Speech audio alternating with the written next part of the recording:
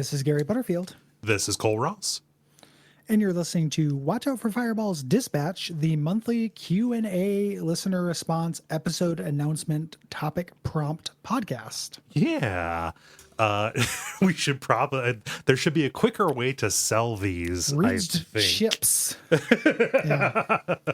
Maybe £1.50 of Black Forest ham. Yeah. No, this is, like Gary said, we're going to be doing the Q&A, the topic, and then we're going to be reading a response about March's games. Hard to believe this is the same month that we did Trauma Center in.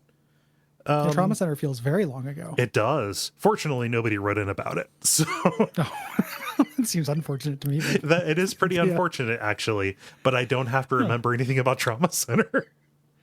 Somebody didn't, nobody wrote in a listener response, but somebody on the Patreon did say that there is a series that takes that seriously. Is there? I should go look at that. Like Trauma Team or something. It's not. Well, it's not. That's a Trauma Center. Right. Knockoff. There. I can't remember the name of it, but there is another surgery game that is like a non-sci-fi blasting space invaders. Right. Version. It's like a serious surgeon simulator. That isn't Surgeon Simulator. Right. And so they didn't write in, but they're there in spirit. We mentioned Trauma Center. we did. Yeah, that game was a fun episode to record about. It was, and an interesting game. Mm-hmm. I'll go ahead and get started here with a question that is just nice. This is going to be like when Homer and Marge go to the PTA and Homer takes all of Lisa's. And you take all of Bart's teachers.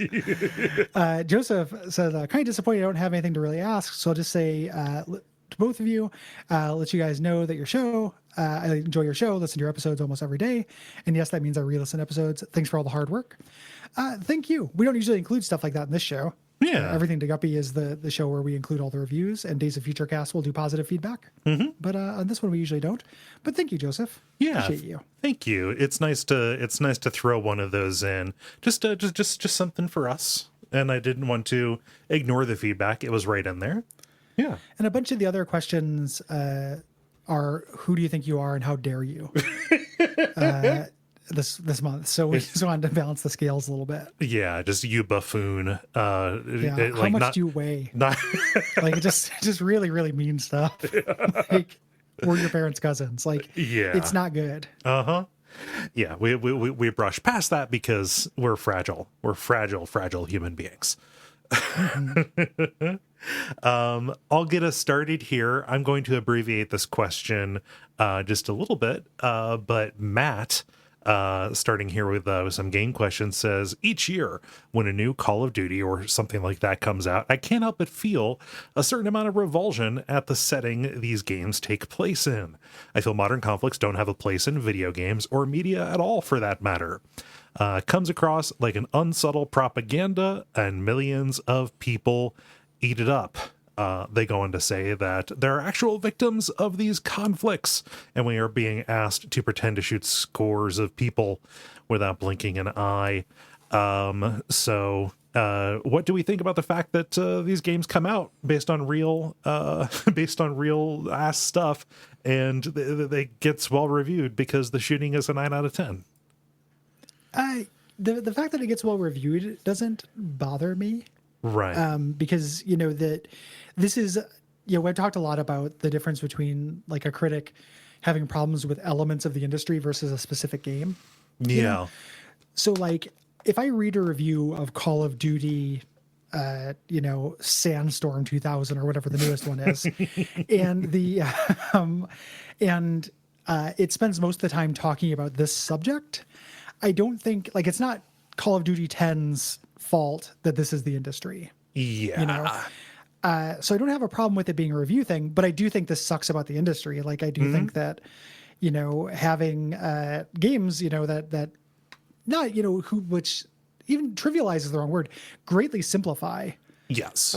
these real life geopolitical things, and politicize them explicitly, put them through a lens presented as objective when it is, generally like pretty American or Eurocentric. Yeah.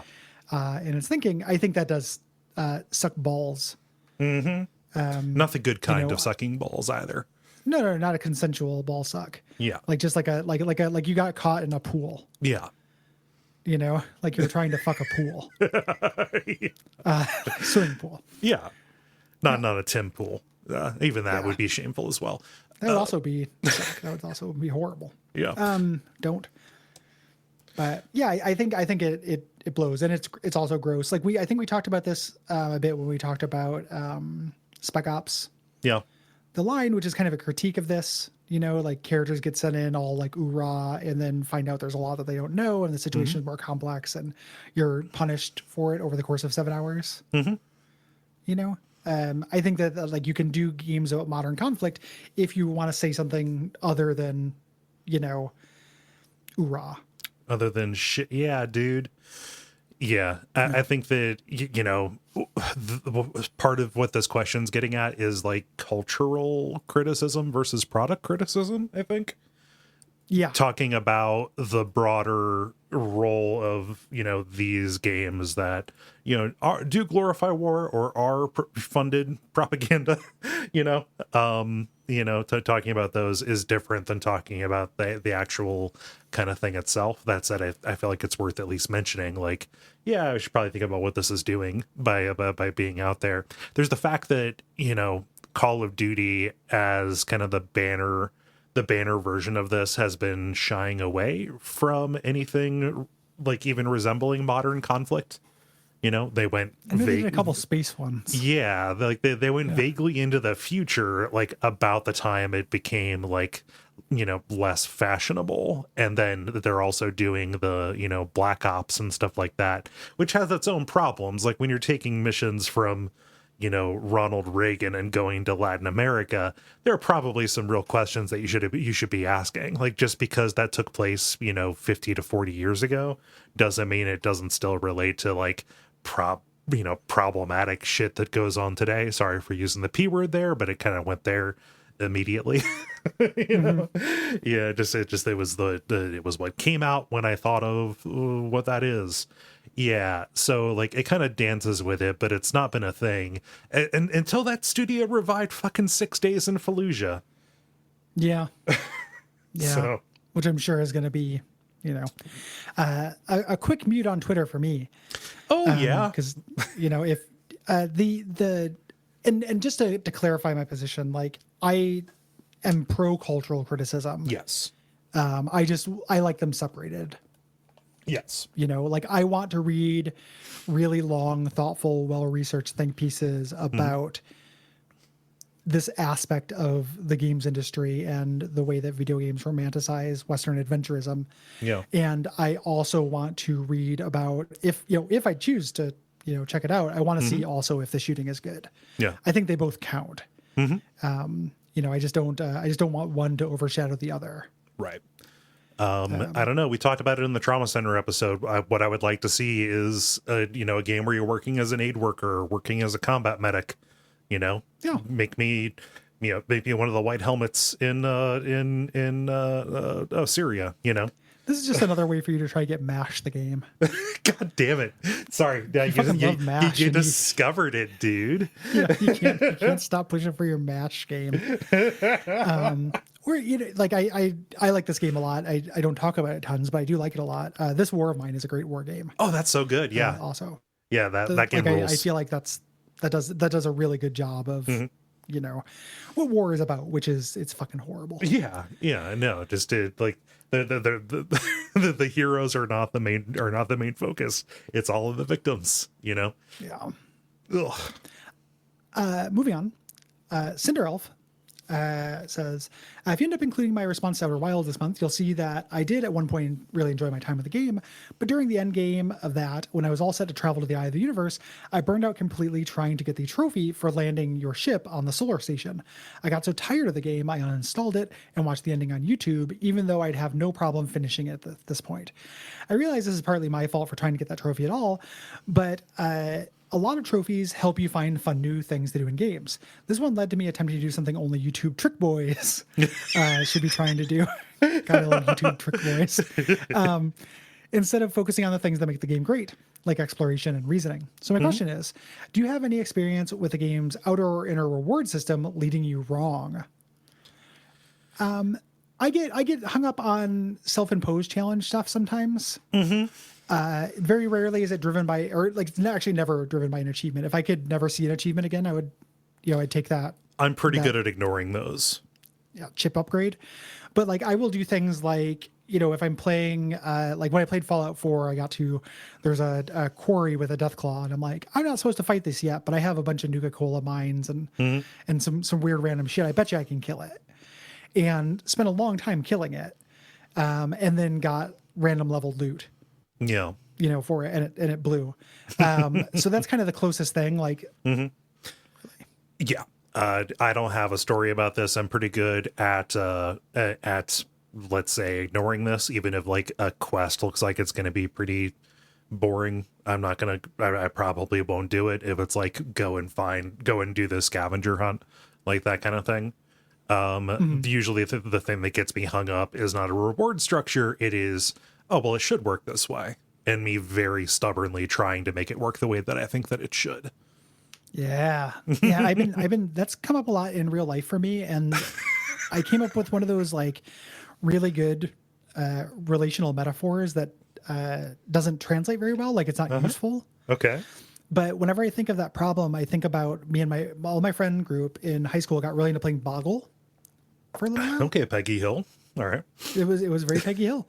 And I'm not really good at those kind of word games. Like I'm, if it's about definition, if it's about meaning, I can fucking slay. Like I can do password. Yeah. Or taboo. Oh, Balderdash. Fucking Balderdash, man. Yeah. I can, Olympic level, but I can't do things about, spelling, basically. So Scrabble and Boggle, I'm not good at. And the reason why I'm bad at Boggle is I will see a really cool word. Okay. And I'll be missing one letter, and I will just keep trying to make that fucking word. Like going through different orders, trying to do it, and I will just run out the fucking clock, like trying to make, discipline. Yeah. Without finding disc or like a million other words that would be in there that would give me more points. Yeah. No, what's a xylophone, Gary?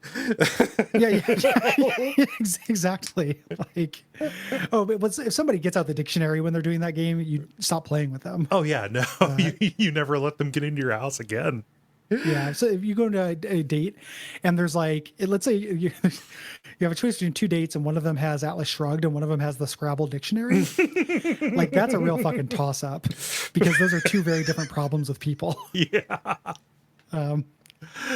Man, that is a good, it is like the attractive nuisances of the ought to be, let's say. Yes. Yeah. I don't know. It's just not that into you. It'd be great if this word existed. It just doesn't. So time to deal with the reality that exists. Oh, all goes back to the Lord's Prayer. Like, we do not concern ourselves with what ought to be.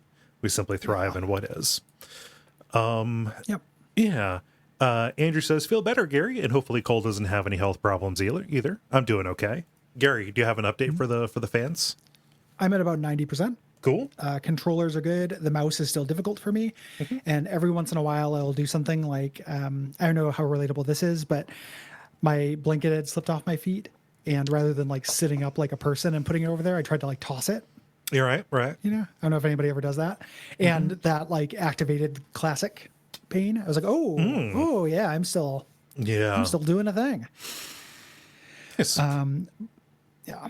Andrew continues, I've been replaying Sekiro, and I am convinced that the Makiri counter is the best parry in games. What are your favorite parries? Are there any that match up to modern FromSoft games? I'm a big fan of what happens in Metal Gear Rising: Revengeance. I love that directional parry, Gary. Yeah, that is a good parry, Gary. Mm-hmm. Yeah, I like a parry, but I'm not as parry driven as like a lot of folks. So like the Souls game ones are my parries. Yeah. The parry in Probably. Demon Souls, the remake, is really good. They fucking Yeah, hammer that sound effect. they hammer the sound effect and the backstab and parry animations, that they up the brutality, and that was already the most brutal. Yes. I feel like, so I've been really enjoying those. Yeah. Yeah, I'm not, just not as driven by a parry. I like a parry. I'm more at heart. I am a dodge boy. Yeah. Dodges are good. You get Witcher 3, 2 different kinds of dodges. That's great. Or like Bayonetta, like I like that perfect dodge. Yeah. I am much more driven by a dodge than I am a parry, which probably explains part of my coolness on Sekiro in general. Yeah. The Mikiri counter is good. My quibbles with that are all structural. Like that should have been included from the start, and I think there should be a unique kanji for it rather than there just being an all-purpose danger kanji. But those are more design quibbles than like, the game feel of the Mikiri is really good. Yeah. Agreed. Darren asks, I just finished playing through Doom Eternal and it committed one of my cardinal gaming sins. The sequel doesn't take itself as seriously as the first game did. The first game had comedy to it, but there were moments of levity during the frantic experience of ending a demonic apocalypse brought on by a terminal case of capitalism. Another title that managed this was Prototype. The first game felt like it was at least attempting to balance the fantastic superpowers with the anchored presentation of New York and the military. The second had soldiers in oversized blinking armor and armed with G.I. Joe rocket launchers. So 2 questions, pick one. Ooh. What games have you felt let you down in the sequel, and what are your cardinal game dev sins that sour you on an experience? Yeah. Letting you down in a sequel is tough because Dragon Age Inquisition. Yeah, that's a good one. Dark Souls 3. Like the stuff we talked about a lot, I think. Yes. Arkham Knight.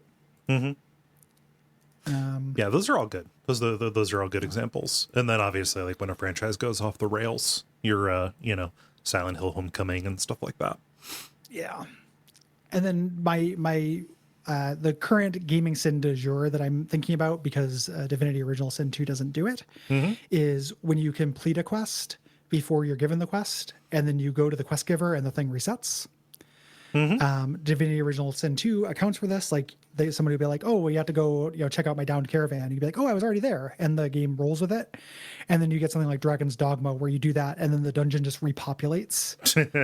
That I think that sucks tremendous amounts of ass. I think that's like one of the and again, in a bad way. Whenever I say sucking a body part, I mean it in a bad way. Yes. But I think that's, that really, it doesn't pull me out of the game. It makes me feel disrespected for exploring. And like, it fucking sucks. Like it is such a shitty thing that games do continuously. It feels like when like when you get the right answer in math class, but the teacher penalizes you because you showed your work in the wrong way, or you got to it in a in maybe a more advanced way, or you skip some steps. It's kind of like, oh, now you have to do it again. Now everybody has to do it again. Yeah. Yeah, I did those steps in my head. What's wrong with that? I understand showing your work in a general sense because they don't want you to cheat, but like, I don't know. Fuck off, math teachers. Yeah. Reward me for finding a novel way to get there. Yeah. Yeah.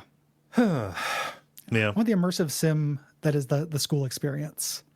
Wouldn't that just be Bully? Yeah.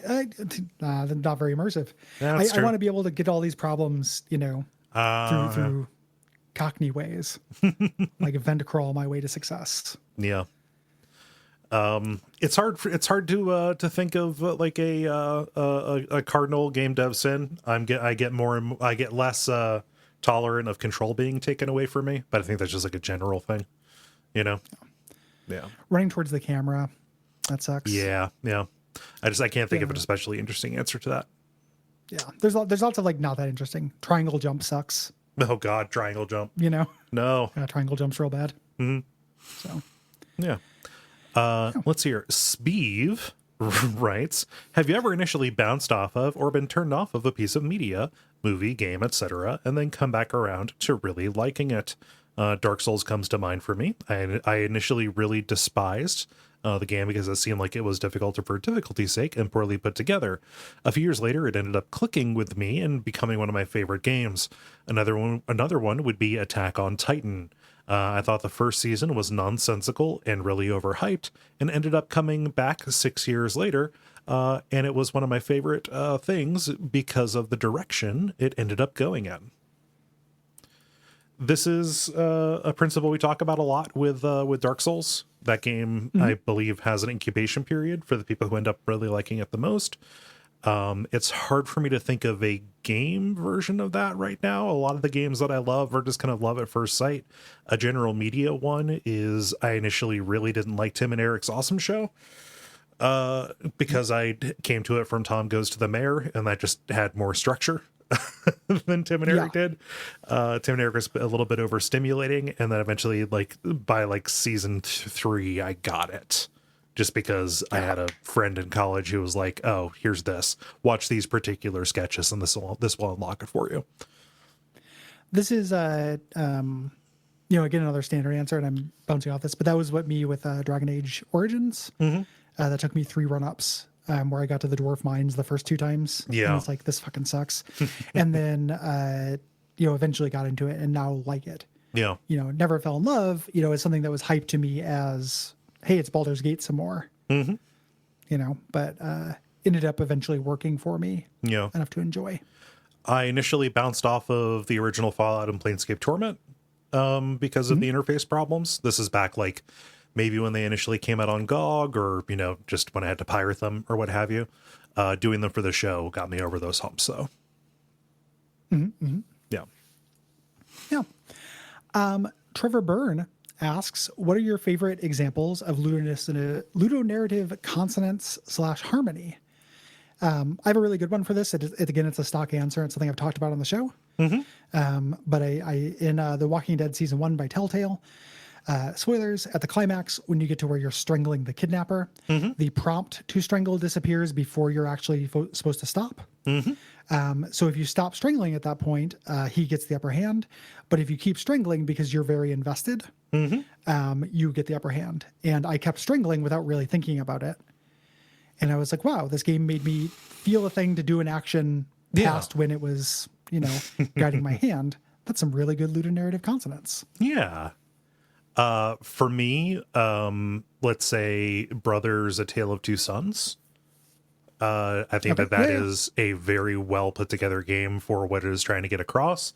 And you're going to initially be really frustrated with it, but then by the final chapter, when that game goes through its twist, I feel like it makes its point entirely through play. I mean, there's no dialogue, so it's forced to rely on it, but it does it very well.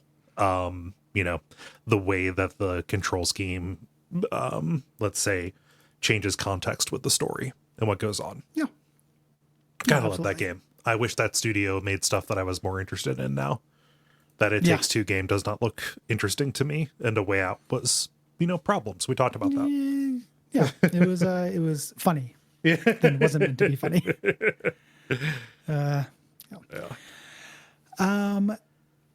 What do you want to do? Another game one? What do you want to do? We have a lot of game ones here. We're coming up to a half hour. Let's move on to another category. Okay, yeah. Hit us up with a life question, Cole. Yeah, Zindios asks, between the ongoing pandemic and getting ready for college classes, I've been cooking a lot of comfort foods like risotto. Have you guys found yourselves cooking more since the start of it all? Any favorite dishes that you like to make? I have been cooking slightly more since I moved in with my girlfriend in September. We will make dinner probably 5 nights a week. The other 2 nights are either kind of like catch as catch can or takeout. And we both kind of have a stable of things we make. We do a lot of chicken tenders to add to salad or to broccoli with like a peanut sauce that we buy that's just, from a bottle. And then lately we've been doing tacos. And then I will also make chili from time to time. Yeah.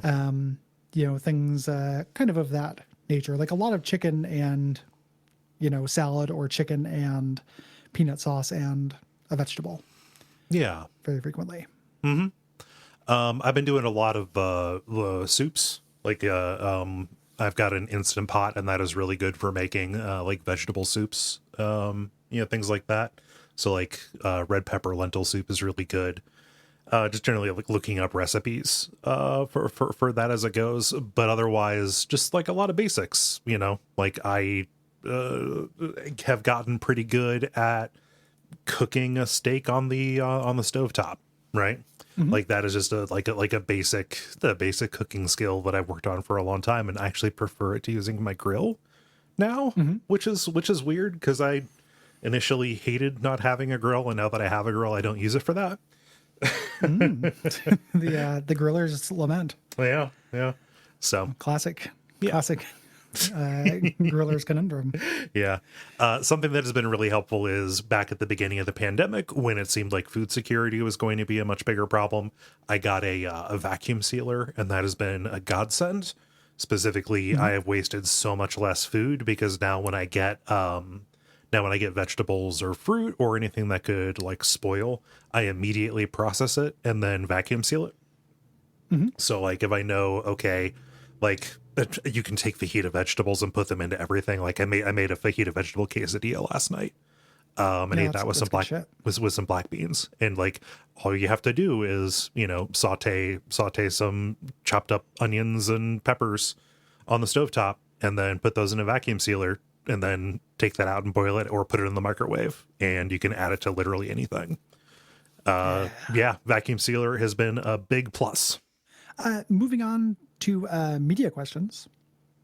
Ralph says, as a child, I would go to the local bookstore with my mom. She was an avid reader, and once in a while, she'd let me pick out one book of my choice. I was probably 12 or 13 at the time I came across the Shadowrun 3rd edition source book. I was fascinated by its interesting characters, gritty tone, and dark setting. For me, this book was influential in shaping a lot of my taste in media and ultimately growing into a huge fan of the Shadowrun video games. Is there any piece of media that you came across as a youth that has been influential or stuck with you? Also, have you played Battletech by Harebrained Schemes? I think you guys would really dig it. Thanks for the hours of great shows and discussions. Thank you. Yeah. I think I've talked about this before. I had an aunt who was my book dealer, who got me into Xanth, unfortunately, but then also like the Robert Asprin myth books and the Belgariad, and then Board of the Rings and Star Trek and like a bunch of goofy parody books. Yeah. And that, influenced my appreciation of all things Dragon and Dungeon. And then, similar kind of thing for Shadowrun, except I went backwards. I went from the games to the books, played the Super Nintendo game, and then saw the book in the store, and I was like, holy shit, this is a game. And that is why, D&D and Shadowrun were my two touchstones as a kid. Yeah. This didn't so much happen for me with books. It was mostly things that I just kind of found, early on, your Dragonlances and your Dragon Riders of Pern and all that, your Narnia. Never got to it through somebody, but that's obviously set a tone. It was more a thing with movies and television. So like I probably watched Young Frankenstein and Blazing Saddles way too young, but my dad just loved those movies and was like, hey, watch this, it's funny. Both of those have been really huge for me. That is, of course, the basic white guy answer for this. Pee-wee's Big Adventure, another one similar to that, has really stuck with me and formed, an appreciation for surreal, absurd stuff, even like from a young age. And then obviously coming to The Simpsons and Beavis and Butthead way too young, Yeah. That is Simpsons is ridiculous. Yes. Like in terms of influence. It's just the water, but it's, it wasn't granted that I would be able to watch as much of it as I did. And it just became this Rosetta Stone for so much other culture by way of reference. Yeah. Yeah. And, I enjoyed it with family was the big thing. Yeah, that's also like a context. All of those things I enjoyed with family. Yeah. Yeah. Yeah. Let's see here. Mark writes, maybe you covered this before. Do either of you guys have a movie book, game, or album that you absolutely love but would struggle to explain why to other people? And are you secretly convinced that friends and significant others would secretly judge you if you tried to explain it? Mine's The Adventures of Buckaroo Banzai Across the Eighth Dimension and or Ice Pirates. What can I say? I've got a type. I know the first one. I don't know what Ice Pirates is. No, I can make a couple of guesses based on 2 clues in the name. I don't following a trail of breadcrumbs that begins with one word and ends with the other. You know. I can think of 2 things wrong with that title. I not so much for me. Like explaining why I like bits of media I've been doing professionally for a while, but even before that, I did it amateurly. Yeah. You know, it's always important to me to explain why I think the things that I love are cool. Mm-hmm. And I don't worry so much anymore about being judged for liking stuff. Yeah. You know, I just don't care that much. And I think it's just a function of me getting older where like, you know, the friends who I still have around, the people who I include around me, like are not the kind of people I'm going to be embarrassed around. Yeah. Yeah, similar. I never fear being judged. There are things that I know are objectively or would objectively be very boring. Like one of my favorite books is called The Snow Leopard. Found out about it through a band that I like. But it's like a nature book about a trek through the Himalayas. Or not even like the Himalayas. It was like the foothills, like through Nepal. On a search for like particular animals, and it's, you know, kind of boring as paint because it's a bit of a travelogue as they stop by all these places, but it's just fucking beautiful nature writing descriptions with no real plot other than this is what happened when we were here. You know, That's a hard sell. But I also think that it is, you know, there is breathtaking prose in there. It's by Peter Matheson, is the journalist who wrote it. Yeah. Nice. Yeah. Cinderelf asks, besides what you're covering for shows, what media have you been enjoying lately? Yeah. What you been watching or reading, Gary? I have been watching The Simpsons season 30. You keep on mentioning this.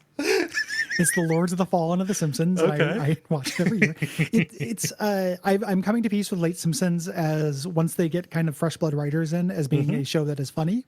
Okay. Where I know all the characters. Yes. And there are still really good jokes in it. And I don't have to get to know a whole new cast. Good. Yeah. You know, which is important to me because that's the kind of energy, you know, I have. Prior kind of to that, you know, I watched through, you know, I talked about Pen 15. That's super good. I just finished the In Different Stars Above, which is really good. That was the book that you listened to about the Donner Party. Yeah, that's the Donner Party book, and that's excellent. And then I have been reading Rick Remender comics. So I finished his Punisher run, which is somehow good, even though it turns the Punisher into a Frankenstein. No joke, but it's actually pretty fun. Wait, he dies and is like put back together and brought to life, or what? Oh yeah, he turns into a Frankenstein. Oh yeah. Oh yeah, he gets Frankenstein, baby. But he's just like, you know, good comics writer. Like he's fun. And I've been reading his Venom, which I think Gwen, friend of the show, recommended to me, and so far it is interesting. Oh, nice. You've not been a fan of comic books. book Venom. You've been you're mostly a Venom movie guy, right? I'm a movie Venom guy. Right. I don't care for Venom, the comic book, the Lethal Protector. I just think the movie is just really wild. Yeah. So I have it's not even the same character. It's like a totally different Venom. This isn't your daddy's Venom. This isn't the kind of Venom you take home to mama. And then reading Shadowrun source books and adventures to prepare for my campaign. Nice. Yeah. Yeah. I have been rounding the bend on the Drifting Classroom. It's a big, long-running horror manga. Ran in like the late 70s. Was just recently put out in Perfect Bound's 3 Perfect Bound omnibuses. I think it was Viz, maybe, I think. Sounds like Viz. Yeah, that's a Viz kind of thing. Rounding that out, and I'm going to start on Nausicaa, that manga that I got just here. As far as watching stuff, mostly it's been comfort viewing since I discovered that HBO Max. Yeah, it would be HBO Max. Since I discovered that has classic Adult Swim stuff, I've been in a little bit of a nostalgia hole with that as well. Rewatching Aqua Teen Hunger Force. And the Aqua Teen Hunger Force The Squid Williams? movie. No, Squid Williams was a little bit after my time. But me like too. C Lab and the Brack Show, just stuff like that from like that era of Adult Swim. Really easy to go through. Tom Goes to the Mayor. Second mention of that. It's just on my mind because that's a very good show that I like.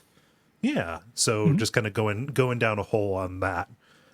Tried to make a little bit of a headway into WandaVision, but a little bit of it, it's not that I dislike it, it's just that a little bit of it goes a long way. It's not one that I'm going to like binge, Yeah, So, it does neat things that I think you'll like until it doesn't. yeah. It eventually turns into a Marvel thing, but it stays like pretty fascinating for a while, and then ends up becoming an above average Marvel thing. IMO. Yeah. C-Lab is so good. C-Lab is so good. Fucking love C-Lab. It's really hard to think about that show without Murph. Like, it's really tragic that what's his name, Harry Goes, I think, died and had to be replaced with his brother. There are still some good episodes after Murph dies and is replaced. It's the season 30 of C-Lab equivalent. Oh man, yeah. But yeah, that's my answer there. Just a lot of comfort viewing, like usual. Yeah, comfort viewing is great. Yeah. Not in this year to be challenged. Nope. Yeah. Let's want to do one more media and then go to lightning round. Yeah, let's do that. I think this is you. Okay. Chapel writes, are you guys into Warhammer Fantasy at all? My only exposure to the franchise has been through the Total War Warhammer games, but I love how the universe is full of rule of cool nonsense. You guys both always seem to really enjoy cool ideas and concepts, especially in a fantasy setting, and Warhammer is essentially a blank check for the most outrageous, over-the-top insanity that you can think of, and requires basically no explanation or in-universe justification. Giant walking pirate ship with a cannon arm? Hell yeah. You want rats with machine guns purely because Gatling sounds kind of like rattling? We'll work it in. How do the helicopters flown by dwarves work? I don't know, shut up. I'm sure there's a lore justification for everything, but like, who gives a shit? It's rad. It's funny that you bring this up, because if you had asked this last month, I have no answer for it. But me and my friend Derek have been playing Vermintide 2. Oh yeah, which is like like Left 4 Dead, but with rats and city monster kind of thing. Yeah, co-op melee Left 4 Dead, kind of. And there is like an element I appreciate, like you just bisect rat people just constantly, like bisect. It's things that are saved for fatalities in Mortal Kombat you do with the push of a button consistently. Every time somebody talks, I want to pull my fucking ears off. There's like, I find the kind of tone of the way that's presented to me really annoying, while the actual images are really cool. So I'm kind of in a position where like I can imagine enjoying like a monstrous manual of it just for pictures of these over the top concepts, and I want to learn absolutely nothing about them, including their voices or their motivations, their feelings. Yeah, I don't want anything to do with that.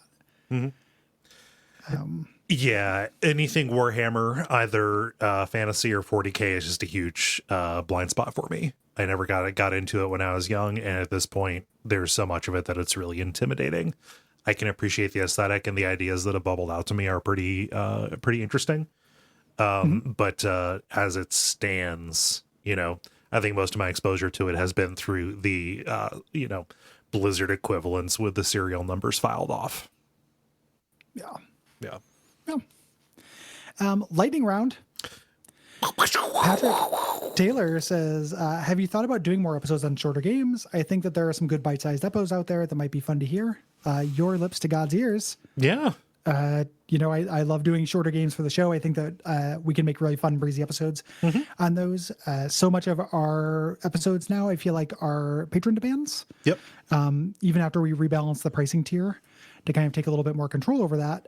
This is a good problem to have. I'm not complaining. Yeah. But just by kind of nature of the beast, like a lot of those end up being a little bit longer. Yes. I would love to do some more short games. I think that there's like a lot of interesting stuff in that zone. Agreed. Not even just like retro throwbacks. Like there's still a handful of NES games that I would like to cover. Totally. Yeah. But even like modern, short games like What Remains of Edith Finch, short game, really interesting and heartbreaking stuff in there. That would be fun to talk about. Yeah. Yeah. There's a lot of stuff. So yes, I would love to do this. Agreed. Jordan writes, Orb question. If you had to perpetually raise a teenage Hank or Dean, which would you choose? Oh, a Dean. 100%. Yeah, Dean. Dean. Hank would be easier to get along with, but Hank is a handful. Yeah, Hank would kill himself and Dean would keep to himself and study. Yes. So Dean, way easier. And again, I'm not in this year to be challenged. Excuse me. Kevin asks, Bloodborne's board game adaptation is out and it's surprisingly good. Any chance of Bonfireside Chat / Adaptation Decay crossover for the Bloodborne or Dark Souls board games? I have played the Dark Souls board game and don't love it. Yeah. But I have been more into solo board games lately. I've got like a workbench set up in my garage to play board games by myself. So I'm a little bit more interested in that. The trick being is that we both have to play it and there's kind of a pretty, not minor expense to that. Yes. Me and Kole both paying $90 to do an episode of Adaptation Decay is a pretty spicy meatball. Yeah. Yeah. And that's the Dark Souls board game. I think the Bloodborne one is cheaper. But I already have the Dark Souls board game. So, oh yeah. Well, there you go. I'm sure I've got a friend that would be willing to offload it. So yeah, there's definitely a chance. Yeah. I had no idea that there was a new Bloodborne board game. I know that they had that card game that was the Chalice Dungeons, but this one looks like a proper like 1 to 4 player adventure kind of thing. Yeah. And they have an expansion coming out in July that's like for just all about Forsaken Castle Canehurst, which looks dope as fuck. Yeah, that stuff looks really cool. I've been kind of burned by that stuff because I don't like the Dark Souls board game and I didn't like the Bloodborne card game, the previous one. But I have heard good things about the board game, and I will. I've been keeping an eye out. So yes, there's definitely a chance. It is not ruled out. It just it's a matter of logistics. Andrew asks, you talked before about recommendation poison. What's one TV show / other media that people can't shut up about that you will never ever watch on principle? The Mandalorian. There you go. Yeah, I answer too. I didn't think about it. I'm not going to watch The Mandalorian. I don't care. I like the idea of like a Star Wars Western. Okay, fine. But the fact, what I know about what happens with season 2 and how it starts getting tied back into the canon, I'm not necessarily that interested in that. Like, I'm willing to admit that it might be good. It's just I can't find room in my heart for it. Lots of friends who like it, and I don't wish ill on them. Right. But I can't abide a Grogu. Yes. Yeah. I don't know if there's things I will never, do. A lot of the things people never shut up about, I've already watched. Right. And then a lot of the things people never shut up about, I either have watched and decided it's not for me, or people started shutting up about it. Like Lost used to be like that, and then everybody kind of agreed, like, it's actually that we can memory hold that. Good. Yeah. So I'm going to go ahead and throw the Mandalorian in there as well. Because I don't, not my circus, not my problem, not my monkey. Yeah. So. Oh, I've never heard that version of it. I say not my pig, not my farm because of Letterkenny, but not my the Russian version I think is not my circus, not my monkey. Ooh, nice. Yeah. Let's see here. Eric asks, thanks to Orb, I've been on the lookout for Razzles. It's like two gifts. Spoiler alert, I can't find them anywhere. Got a beat on where they could be found? And with that in mind, got any local regional novelty, food or otherwise, that you would recommend? Razzles I've had before, but I haven't had them in a long time. Yeah. For weird candies like that, because I'm a fan of Mary Jane's, which are those peanut butter taffies. Dollar General. Dollar General is where like weird ass candies go to die. Yeah. It's sixlets for miles. If you go to a Dollar General, you will find Razzles, I'm sure. Yeah. Just and Necco wafers laying around like pennies. Yeah. They use them as currency there. So there's nothing local here, like, man, Stewart's root beer and Jones potato chips, but like, you've had potato chips, you've had root beer, that's fine. Whenever my family goes out east to Maryland and Virginia, I always have them bring back birch beer. Birch beer is really good, but that is, I think, breaking the spirit of the question. That is local, it is just not my locality. Up here, I have not found anything like local to the Pacific Northwest. In Illinois, there were several things. So like Verner's. Verner's is great. Ginger ale. Oh, I love Verner's. Yeah. That's Midwestern. Like that, you can't find that everywhere. But it's really interesting. And then Mrs. Fisher's potato chips. Which if you've never seen the logo for it. Mrs. Fisher's? Yeah, Mrs. Fisher's potato. I'll give you a hint here. There's no the mascot is not Mrs. Fisher at all. Okay. The mascot is somebody entirely different. Have you found it, or should I put it in the Slack? No, I found it. Is it the cranky potato that is being carried by two children? He's ringing around the rosy with two innocent moppets. Yep. Oh, it looked like they were carrying him. Like there was an off-screen slicing machine. It's really hard to tell what his expression is. Like cranky is one. He's like the Mona Lisa of potatoes, though, because like if you look at it from different angles, he's very knowing. Like it either looks like it can look like the kids are carrying to a slicing machine, or he's carrying the kids to a slicing machine. Yeah. They both work. Those are legitimately they take the thing, they're I don't know how they hold up now, but they are like really oily and salty and crunchy. It like takes all the elements of a potato chip and turns them up to like 11. Oh, nice. So it ends up being this very like, you can't eat a bunch of them, but just a few of them are really, really pleasing. Yeah. There's some Cincinnati area ones that I really miss. There were some amazing barbecue chips called Grippos. It's Grippos. Buy them in a 4-pound bag. And they have so much barbecue dust on them, and it's actually spicy, which is nice. Was it portmanteau of like a hippo with a strong grip?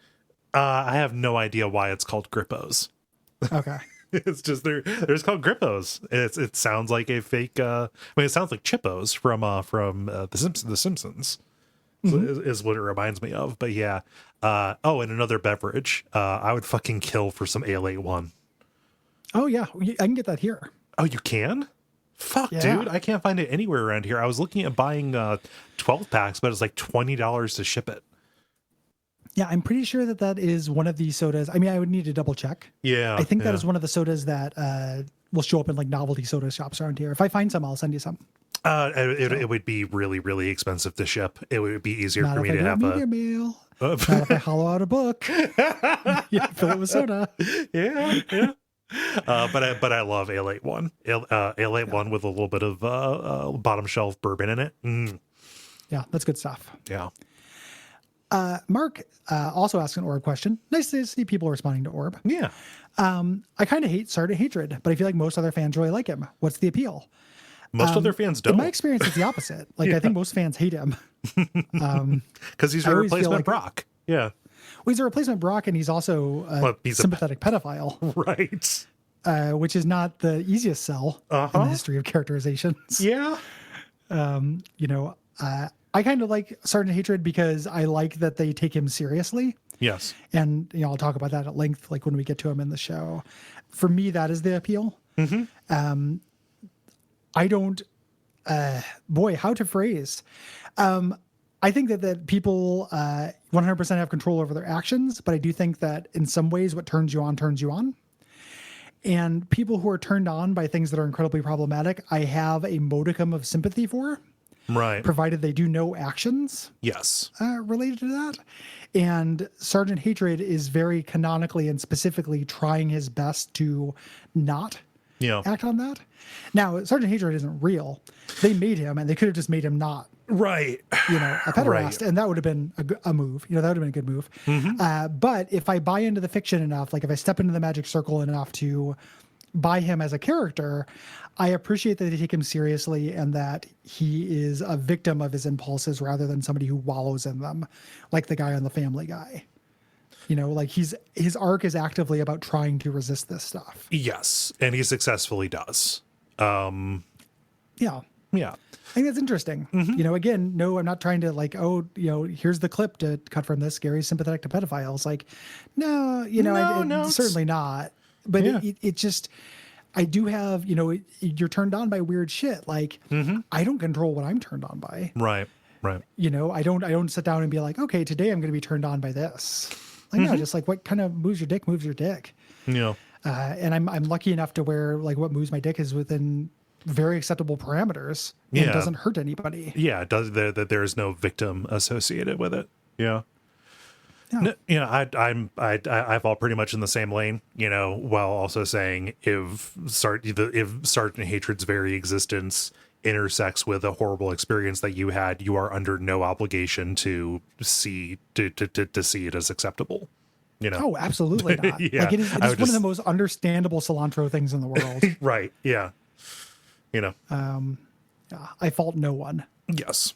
So we'll talk about it when we get there. When it comes Soon. pretty soon. When he starts popping up. But End of the season. yeah. Also, he's funny. He gets good lines, and I Yeah. like that.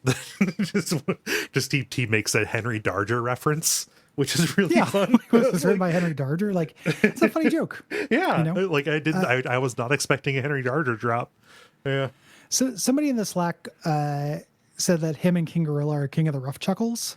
Yeah, I And could it's see like, people vary in their ability to still chuckle along, that. Right. to Adventure Brothers rough chuckles. I judge no one who can no longer chuckle along to those rough chuckles, but I can still chuckle along. Yes. So, Agreed. Let's see here. Ian writes, as someone with zero D&D experience, which would you recommend? Baldur's Gate 1, Baldur's Gate 2, Planescape Torment, or Icewind Dale? that's tough. Like, Torment is the best game of those. Baldur's Gate 2 plays the best and is a pretty close second. And then I would probably say Baldur's Gate 1 and then Icewind Dale, even though I like Icewind Dale. Yeah. Whenever there's a question like, where do you start? I always feel like there's an implied shadow question of like, if I only do one, Yeah. Yeah. and if I only do one, it should definitely be Planescape Torment, and then Baldur's Gate 2 after that. And if you're more interested in like a D&D ass, like what it feels like to be in a big epic campaign, Baldur's Gate 2 is really good. Yeah. Baldur's Gate 2, specifically because you're not in the rat killing business at the start of that. Yeah. Like it puts you into an interesting part of the story, which is necessary, I think. It starts on a crescendo, right? That will be a better sense of what D&D kind of is, also because it's in the Forgotten Realms, which is, again, just this Rosetta Stone for a lot of stuff. Planescape Torment is less representative of D&D, but is a better experience because it is a better story, I think. Yes. Yeah. Like a pretty singular experience, Yeah. in my opinion. So, Yep. William asks, who are some video game characters that you have been really invested in? Like you wanted them to be happy at the end of things, better off than when they started, in a way that motivated you? This is tough. Arcade Ganon. Oh, okay. I want yeah, him to, I want Arcade to, I want things to work out for him. yeah. I like Arcade a lot. Yeah. I want the family in Gone Home. I want things to go well for them. Yes. I want May to do well in Night in the Woods. Oh yeah. Even though she's kind of a jerk. I still want good things. I want good things for the couple at the end of Life is Strange. Yes. Yeah, I think so. I was really invested at the end by how things turned out for Geralt. Yeah. Oh yeah. That smile, the like blood and wine, like I'm going to be all right smile is such a sweet send off. Yeah. Well, even so, that Siri, character. the ending that I got for Siri, Yeah, was, same. hugely satisfying. Right. Yeah. I was very invested in that. Yeah. So, yeah. And then finally, Gabriel Tyndall asks, what are your guys' plan if one of you suddenly and unfortunately dies? Continue the show and just call it Watch Out for a Fireball? What a serious question. Very serious question. I've thought about this a lot. Have you? Not, You got plans? not in like, no plans. Just like, the weird thing. So I was thinking about, one of the things I think about, and this is like a Bob Mackey quote that I'm fucking up, is that like when I was traditionally employed, one asshole could decide whether I had a job. And now if, it would be a gradual process by which thousands of people would decide I don't have a job. But in my previous job, if the somebody I work with passed away, that would be unfortunate, but wouldn't damage my livelihood. Right. If one of us died, it would be really, really, we'd have to figure out what to do, and that would be difficult. Like I like to think I would continue in some way. Yeah. It's rewarding work. Rewarding work. I still have things to say. Like I would mourn the shit out of you, dude. Bro. Good. Thanks. No homo. Same. But I would mourn the shit out of you. Fellas, is it gay to mourn one of your best friends? I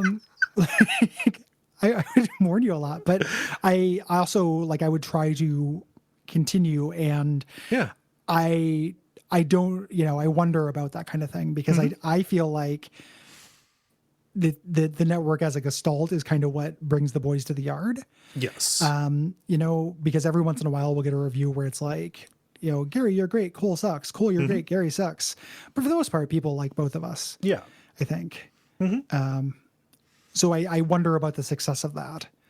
Would you be able to, would it be a breaking of the fellowship and everybody moves on, kind of thing? Would you be able to find the same... doing something different with the brand or the show, like hurt your feelings if you were still alive? Right. Yeah. Well, if I die suddenly, you can continue doing the show under the same name if you want to. That's Do you fine. mean during this recording or? I'm struck by lightning. This episode? The show must go on. That would suck. I think that I would probably not do the shows under the same name, but would still do things that are around the same kind of, I'm a little offended that you idea. didn't give me permission to go on after. Oh yeah, you can go on. Okay, cool. I don't have to be buried with you like an Egyptian pharaoh. Like Smithers. The little figurine is so panicked. Somebody sculpted that. It's a good joke. I don't think about what happens after I die very much. Same. Because I won't be here. Yeah. So. No, I've thought nuts. about this podcast. I listen to a lot, political podcast, The Majority Report. One of their hosts, Michael Brooks, passed away suddenly and tragically last year at age 34. Just of like a blood clot in his throat, just gone. Not the blood cot that is in room 237. Yeah, the Dracula sleeps on because it has a little bit of earth from his homeland under it. No, he just passed away extremely suddenly, and it was so fucking sad. And that made me think about this a little bit more. But we're getting beyond the lightning round kind of stuff. Oh yeah. Random death happens. Yes. Can't control it. Can't control it. You don't get a say in it. So yeah. Do I move on to the topic and before I get too fucking depressed to continue? Unless you want to just talk about us as the topic. No, we can move on. We can pull up. I would like to pull up, Gary. I'm not ready for this kind of guppy energy. We have something to record after this. Oh, I don't. The guppy energy is we're all pretty serious about death. Yeah, I suppose. It's not a violent thing in that. I guess the guppy part would be yes anding it. So say yes and to death. Yeah. Everything to guppy. Man. Good t-shirt. Let's move on to the topic. The topic this time, I'm surprised we haven't gotten to it just yet. But Andrew F. writes, What makes a good tutorial? This can include intro levels, easing you into the game. What games do you think are best in class? What types do you despise? Do you even need WASD tutorials anymore? Discuss. Yeah, good question. It's also, I want to do a disclaimer up front that I think that like there are a lot of people smarter than me who have tackled this stuff. Yeah. I've read and watched a bunch of essays on this very topic. This is a major game design thing that like I can talk about in terms of my own experience and everything, but I'm not. There's literature out there, I guess. Yeah. There are also ways point. that this extends over to accessibility that Yes. I literally just might not be aware of because I do not run into that. Where it might it might be a factor for somebody and I'm not seeing that. So blind spots abound. Yes, absolutely. And there's no malice intended. Yep. You know. So I like wordless tutorials as best as possible. With or as close to wordless as possible with a reference guide you can access at any time. Yes. You know, really good tutorials are like the first level of Shovel Knight. You know, where you're very encouraged to do things. The first level of Mega Man X. If we're going to have words, I don't want it tied into lore. Please, for fuck's sake, please don't tie it into lore. That's a real common like indie Steam game where like some really jokey joke AI will tell you how to play the game and include a lot of like, you know, little asides and lorelets and goofs. The boys back at the lab call this the jump button. Yeah, I can't handle that because my mind is in a very different space. I'm not interested in internalizing shit. No. About your world during that. I just want to learn, you know, what it feels like to be in it. Yeah. Agreed. The ability to go back and reference stuff is so important. I think that is way more, you know, that is more important to me than just kind of the persistent, the persistent problem of, you know, let me get to the fireworks factory, please. Like a delay is temporary, but if something is poorly explained, and cannot be accessed without me going to a search and finding most likely a forum post with somebody asking how do I do X, Y, or Z, and seeing people's cranky responses to that, which sucks, or heaven forfend, an outdated YouTube video. Yeah, or even a modern YouTube video. Yeah. You had to like literally press play on a video to learn how to do something. That's a mistake. No. For Christ's sake, just anything that can avoid that.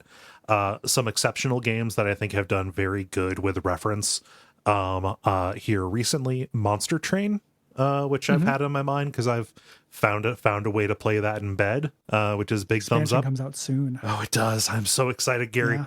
New plan. Yeah, I'm really excited. Yeah, but the fact that just everything is explained, you know, like you can always get a sense when you look at, a card, you get the tooltip that tells you what that does, and you can go in and see what those terms mean. The fact that it is just kind of always there and always serviced for you. You could see that as clutter. I do not, especially when you have something as complex as that. Same thing with Crusader Kings 3. That tutorial is very good, but the fact that everything is tooltipped, like almost to the degree that Tyranny is, and you can do nested tooltips. So each tooltip, if you do not understand what that is referencing to, you can just like quickly see the definition of the mechanic that they have there by getting into it. Like that is incredibly good discoverable interface that surfaces the information and is much more useful to me than a good, bad, skippable, unskippable presentation at the start. That to me is effective. Yeah. I like hover over. Yeah. As kind of an industry standard. I really like if you're going to have writing in your tutorial, it's not going to be a wordless tutorial. A weird, like an old game that is a Hall of Fame tutorial for me is the starting room in Isaac, where the controls are painted on the floor. Yeah. And that's it. You know, because that's a game about discoverability, like having a tutorial that's like secret rooms are like this. Yeah. You know, you find them by doing this. That would be counterintuitive. But just giving you the motion as something that is as, entirely non-intrusive. Like if you need to know WASD, read it. If not, though, just go. Yeah. That's really excellent to me. And there's a kind of a gameplay reason to have that. The first room have a tutorial in it because you don't want the first room to have enemies in it. Obviously, so it has to have something. I think that's a really good example of a good tutorial. So I really like tutorials that are not, to me, less hand-holdy with reference is way better than overly hand-holdy. Yeah. Overly hand-holdy is really obnoxious, and that's an old canard on this network, but you end up with like Skyward Sword shit. Yeah, I mean, Hall of Shame is definitely Twilight Princess, I think. Twilight Princess. I could continue hitting on that usual punching bag, or I could just kind of, say something that I think is a cardinal sin that commits, which is not giving you access to a full range of the things that you are going to be able to do at the start. Yes. Locking away whole systems. The pre... Oh my gosh, like the pre-Zodiac Age version of Final Fantasy 12. That's a game I love to pieces, Final Fantasy 12. Yeah. But when they just can't use gambits until part way in, and also you don't have gambit slots until we explain what to do with more gambit stuff. Like, no, just give me that. Let me have it, please. God, that stuff is absolutely infuriating, and it's a thing that is really big in like the JRPG and JRP action RPG genre. Like I remember when Will was playing one of the Xeno games on my Wii U, and it's like they introduced mechs at like 50 hours in, and it's like this whole big system that people like about it, and I'm like, you have to trust me more, please. I understand the idea behind, we don't want to overwhelm the player, but there is also know your audience. Yeah. Right? Because video, not to sound like a Newsweek from 1999, but video games aren't just for kids anymore. Yeah, they've come a long way since Pac-Man. Yeah, they've really come a long way since Pac-Man. And Pac-Man also didn't tell you how to play it. It was, you don't have to I'm not scared of your systems. I'm playing the game for the systems. Yeah. Every time every time I've tried to restart Final Fantasy Tactics Advance or A2, same kind of shit. Like the cool stuff that happens is so buried in it, and it's the game equivalent of you have to wait a season before it gets good. Right. And I do not want to wait a season. No, make your first hour a sales pitch for what's cool about this.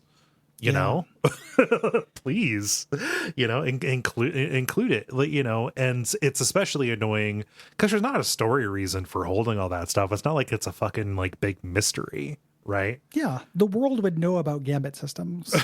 Right. It's not, it's something that would be part of that thing, and introducing it slowly, one by one, is fine. But I think that the what I don't like in a tutorial is tons of breathing room between concepts.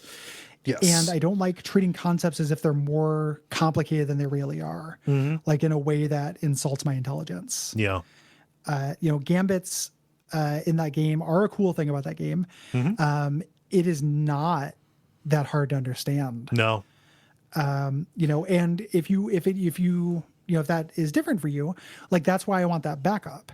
Right? Give me access to it right away, and then write a couple pages about how it works in detail in a pausable menu. Yeah. So I can reference it if I need to know something specific about it. But if I intuitively get it because I'm bright enough to intuitively get it, let me intuitively get it. Yeah. Phantasy Star 4 had those. It's not that fucking complicated. Right. It's macros. Yeah. Yeah. It's if then statements, most people have. Logic is you learn in school. Yeah. Yeah, you've got that. Something that I think that I have played recently that I think is doing a good job with this. I've picked up and started playing Notia, which is it came to the Switch. It's a pretty mechanics heavy visual novel. That's the one that where you're on the space station. It's like a single player Among Us social deduction game where the ability to determine who is lying and stuff is based on stats and also just observing their behaviors and things like that. You start out knowing absolutely nothing. And because it is a visual novel and, the confusion and mystery is like a part of it, the mechanics are unrolled to you over the course of several loops of the game as it goes on. And it is like very intentionally hostile about withholding stuff from you until it becomes like necessary when a new character comes in to figure out how to address it. That has been good as you work in the mechanics into part of the process of like understanding what this world is and why things are the way they are and what this contagion is that everybody has. I have a lot of patience for authored encounters that are designed to teach you something, but it being available right from the beginning. Yes. So if I played this before, if I know the thing, let me be rewarded for that. It stays consistent within the fiction of the game. Yeah. In a better way, and it makes me feel less condescended to. Yes. I do not like being condescended to. Yeah, grayed out options in a menu until I get past a certain part make me feel very condescended to. Yeah, that's not like, it's super not okay. Yeah. In general, like I think that a good, so non-obtrusive, like teaching without explicitly teaching while having reference is probably the short answer. Yeah. To this, I think that's really good. I think that sometimes games folk can overwank themselves on ways that early games explored the basics in a way that doesn't speak to how modern games would have to do that. So, for example, like, a lot has been written about, the first level of Mega Man X or the first level of Super Mario Brothers and how it teaches you to go right. Yeah. I think that game design and thinking about games should incorporate the semiotics and the linguistics that are kind of inherent to the medium. Yeah. So something like WASD, I don't really feel needs to be, or like moving by using the controller, that's never going to bother me. Yeah. I feel like there's a kind of a school of game design where somebody will say like, oh, I need to make this good enough for somebody who's never played a video game before. And I always feel like, why? Like what proportion of your audience is going to be first? Like, yes, that person is extant, but if they look at a controller and they've never touched a controller before and they're trying to, to play this game and they literally can't figure out that the stick moves your guy around, and they're so, and not only that, but they're so afraid to experiment. Yeah. That's a big thing too. Like starting a tutorial or starting the beginning of a game in an area of low danger so you can get the feel and try buttons just to see what they do. If the person is too afraid to do that without guidance, I don't know whether that is somebody you're like really trying to reach. That's an audience. That seems like a low return. You're going to get a low return on your investment. For that. Yeah, and you're going to annoy thousands. right. Yeah, like you're going to alienate them at the very least. It's a problem that's better solved by what you described, which is the slow ramp up of the early design. The the outside the castle portion of Mario 64, right? Yes. Yeah. Which that's a great tutorial. Like, hey, just press some buttons, man. Just stick around. just see what physics does. Yeah, it's like the video game equivalent of like being, all of your memories erased and then like throwing a rock and seeing what happens. You learn a lot from that. Yeah. Like, oh, hey, gravity, arcs, rocks. Yeah. Rocks break, things break. It hurts to get hit with a rock. Yeah. Yeah. It hurts other people to get hit with a rock. Yeah. It's that kind of learning, I think, is a lot better than just like telling. Yeah. So, and as far as like, is a WASD tutorial necessary? Probably not, but I think that it is good for games to be able to account for multiple inputs. So like knowing what device you are using to control it and just like flashing up a little glyph on the screen, like a tooltip saying like, oh yeah, left stick moves, right stick looks, that costs nothing. And when a tooltip costs nothing, both in terms of, it's low cost in terms of development, but very low cost in terms of player friction as well. Yeah. I don't have to stop and listen to somebody be like, okay, the boys from the lab got back with your boots. Like, here's a little jokey joke about that. Yeah. Don't do I guess if it has to do with like the nuts and bolts function of the game, don't do it in dialogue. I hate it like in old JRPGs or any RPG where important gameplay concepts are conveyed in the dialogue box. Give me a splash screen, please. Give me a tooltip, give me an overlay.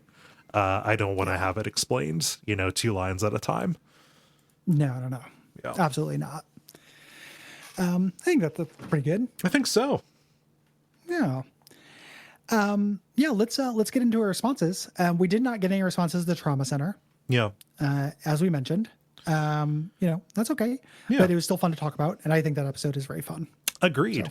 And as always, if you listen and you think, oh, dang, I should have written in something about that. If you have something to say and you write in like in the next month, I will probably put it on the next dispatch just so it gets a say, Mm-hmm. I do that Absolutely. if we get something that gets no sailed like this. Yes. Yeah. So we're going to get started with your responses to the Magic Circle. Gunkle Fungus writes, and Gunkle Fungus begins by saying third time writing in, and I feel like Gunkle Fungus did not write in under that nom de plume because I would remember Gunkle Fungus. Yeah, Gunkle Fungus would be a fixture. Yeah, I'm terrible with names, but I'm great with a Gunkle Fungus. Yeah. Gunkle Fungus writes in via contact. Longtime fan, third time writing in. I participated in the more creative / fanfic side of fandom since LiveJournal, and seeing how the Magic Circle handles fandom was perplexing at best. There's a general split in fandom that can be roughly put as 2 different sides: fan theory centric, canon obsessed, and generally male dominated side, and the creative, more willing to experiment with the canon and generally non-male side. There's a lot of animosity towards fanfic on the first side, which feels like where the creators were coming from. People look down on fan works as being lesser art while being ignorant of what creating fan works and being in the fandom entails. Instead focusing on, yuck, look at them drawing Batman and Superman kissing, or that's stupid, that never happened in the canon. Even from creators themselves, this attitude is common. Not to say that more creative fandoms can't be toxic and shitty, but it seems like the Magic Circle isn't even trying to have some insight about it. It assumes that a creative fandom that already hates the creators of the canon would be that obsessive about getting back at him, when in reality they'd most likely be like how the Supernatural fandom is now, ignoring the canon, creating their own, and most likely leaving ish in the dust. Meanwhile, that kind of behavior is a near constant with the fan criticism types. My theory is that it's because when your own pocket of fandom doesn't really accept the creative expression, except in a very narrow vein, when the canon fucks up, you have nothing else to turn to except to being mad at the creator. I feel like the Magic Circle could have been more successful if it had gone with either one of these ideas or even something else, and would have had a more coherent point to make about fandom. As someone who is in a fair few fandoms, it just came off as like, sure, old man. Yep, sure, all fanfic writers are crazy harpies. Now let's get back to eating dinner. Hope y'all have a nice day. This is in the water lately. This is like a conflict that has been surfaced a bunch. Yeah. Recently. Something has happened, so it's bubbling up to my radar. I'm getting it through Jeremy, who does that show Monster of the Week about Supernatural, who has tweeted specifically the creators of Supernatural have been real shitty to fan fiction, the fan fiction community for that show. My understanding is they have an episode where they make fun of him. Okay. I don't know any more detail than that, but like, right. My understanding, like he was having a talk about this in the Slack and as part of that and stuff. I don't know the whole story about it. I feel like this is so weird because it's like a community. This is the community. This is a culture that I have no point of reference with. I read that, like, Jeremy retweeted that thread, and I read the replies to it, and people were talking about how Puritan anti-people in fan fiction are doing techniques that people who groom people for abuse do. I get real, my hackles get up when grooming comes out, actually. I was just, I don't want to say like, oh no, that's not happening, because I don't know. But I was just like, wow, this is fucking that feels like it escalated quickly. Yes, it feels like it escalated quickly. Because I have no point of reference. I have no idea. Yeah. And it's also, I mean, there's a little bit of self-consciousness to me about it because like I'm somebody who doesn't have a lot of time for fan fiction. Mm-hmm. And when I read a piece of fan fiction that is like, oh yeah, Bowser from Mario Brothers is secretly in love with Tommy from Rugrats. Mm-hmm. Like, I think that's funny. And my initial instinct is to disdain that. Mm-hmm. And somebody, there is an argument. It's like, oh, people write that kind of stuff because they're dealing with trauma. And it's like, well, I think that probably does happen. Mm-hmm. And there's an argument that it's harmless because it's just writing. And that's definitely true. Yeah. But I also don't use harmful as a metric for something that I think is, Yeah. irksome, I guess. I have something to, that I have to yeah. gauge whether or not somebody is expecting, whether or not somebody is actually expecting me to consume it and enjoy it. Like, my respect can extend to live and let live, I think. Totally, exactly. Yeah. Like that's literally it, where it's like, yeah, that's cool. I don't want, I'm in support of non-male fandom spaces, Yeah. in a general sense, while also thinking that like, some of the darker forms of like fan fiction or fan works, I kind of don't feel comfortable with. Like, I'm like, I don't want those people to be harassed. I just want to not see it. I never want to see the Tommy and Chucky / fiction. Like, Yeah. just have, that to me, that's kind of queasy. Mm-hmm. And I'm not going to go into those spaces and harass those people, but I also, and it's nice because they don't come to me very often. See, that's the thing. Like that's the wonderful thing about the internet. You're not locked in a room with anybody. But that's the weird thing about this subject is it's been bubbling up so much. Yeah. There's another way other than the Jeremy thing, but I feel like something might have happened in that community recently to make this kind of a hot topic. Yeah, to put it in the water. Yeah. Yeah, like it has been bubbling up. Even though I do think, sometimes like I think that like, oh, like Batman and Superman are actually in love is, I don't know. I don't think it's bad because it's not canon. I just don't see it. It ends up feeling like it's just a story about two dudes in love. I don't see why it's the source material, I guess. Yeah. Like, why not just create your own thing is how kind it's of how I related. feel about it. Yeah. And I'm sure there's a reasonable answer for why they would, there's a reasonable answer for why not create your own thing, Yeah. Just like, I'm creating for people and I'm using these as archetypes more than anything. This is a way for me to, with a less heavy lift to get into a kind of story for an audience that I know will, like have the shorthand of this. Yeah. Well, even something as simple as like, it's fun is a good enough answer for me. Like if someone's just like, yeah, it's more fun for me to write Batman and Superman kissing than it would be for me to write, Bruce Wayne and Clark Pence to like, to kiss. Well, if I tried it, saying the thing that I want to say, changing the names, people would fucking know, and it would be it would be you'd call it fan fiction anyway. So I might as well play in this space that where generally people are supportive of me for exploring these themes. So that's why I'm going to use these. Reasonable. Weird thing that I'm in favor of, but have no interest in. Yeah. Like I could not have less interest in it. That said, though, like I totally agree that the Magic Circle has a really shitty, kind of like a confused and shitty outlook on it. It's casting a really wide net about fandom in general and confusing a lot of different things here. As Grunkle Fungus says. Sorry, I can't stop laughing at that name. But I think that it is very myopic because it is painting with a broad brush and looking at it almost entirely from, the point of view of a creator, of a possessive creator, Yeah. And using that as an extension of his control freak tendencies. Yeah. Totally. It ended up not feeling the phrase that I can't remember if I said this during the episode, but I was thinking about that game after we talked about it, and it's not very well observed. Yeah. Like there are parts of it that are well observed, but to Gunkle Fungus's point, the fandom, staging this laser pointer hostile takeover of the property as opposed to just like enjoying, a tag on AO3 does feel very poorly observed. Yeah. No. Like Coda is not a well observed character, but also I think that like, again, neither is Maze. Right. And Ish is only half well observed. Like, Mm-hmm. so Yeah, it's weirdly playing with ammo that I don't think that I don't think it is invested in using yes. properly or respectfully. Yeah.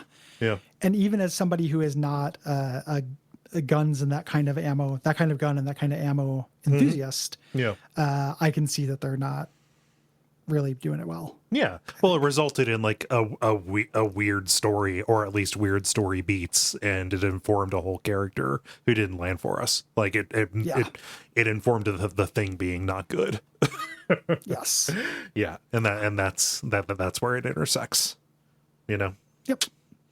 Yeah, I'm at the point where it just, I don't know, maybe something shouldn't comment on fanfic, unless it is willing to acknowledge that it is it is a place where people can get something that they don't get elsewhere. It's hard. It's just hard for me to reconcile, because we run into it, in our quote unquote day jobs, right? Like we'll be going through abject suffering or something, and somebody will be like, oh, solid. This is a thing about Solid Snake falling in love with Otacon, because it's clear that this is what would happen. It's and a fan theory. I have a gut feeling about it. That I can't. That just puts me away. Keeps me away from it, and wants me to live and let live. But it does show up in the circles we're in. It's like from time to time. I don't see it, but also I'm not attuned to it, and also I'm not going to gatekeep you from commenting on this game if you do see it. That's the other thing that I wanted to talk about, like that the male centric, is this canon or not? There's a thing in a lot of spaces where people are going to gatekeep, and take possession of a thing, which is pretty bad. I don't like exclusive behavior very much, or I try to be on the lookout for it. So again, it's one of those things where I think it's fine for an individual. It sucks if you're trying to get other people into it. Yeah. Like so many things, that's the line. Like I generally consume works that are made by, that are quote unquote canon, and prefer that. There are like mods and things I will check out, but then I basically think of them as creators. And I don't care if you don't. Yeah. And that's, I think that's a good place to be. Like, no one is trying to get me into fan fiction. That's the thing. Nobody's making a sell. Nobody's judging you for not engaging with it. Yeah. Yeah. It just pops up every once in a while. And, I've got conflicted feelings about it. It's a weird thing. Like it's like Undertale, where it's like something I don't like very much, but I'm culturally in favor of. Yeah. Like, the messaging around this, I think, is sweet, even if I don't like the project. Like, I want there to be a safe space for people, non-male people, to explore anything they want to, while also just having absolutely no interest in Batman kissing Superman. Yeah. So, yeah. It's Wonder Woman kissing Superman. Yeah. Like to take the gay panic angle away from it. Like, I just don't have just superheroes shouldn't kiss. Yeah, take it all away. Spider-Man, get sex out of my media. We've gotten in trouble for that one too. So. Yeah, I know. But in terms of interest, like, that's what I want. I don't really. And fan fiction does have a tendency towards being about romantic or sexual subtext, and I don't really like romantic or sexual text.